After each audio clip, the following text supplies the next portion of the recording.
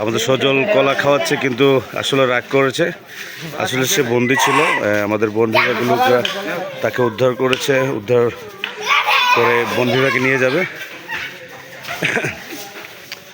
বন বিভাগে তাকে তার যে নির্ধারিত ঠিকানা, এই ঠিকানাতে এটা দেখে মারবো।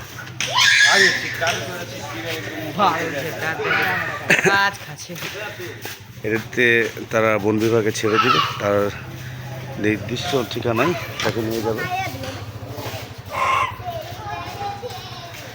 হচ্ছে বন বিভাগের লোক উদ্ধার করে আনছেন না,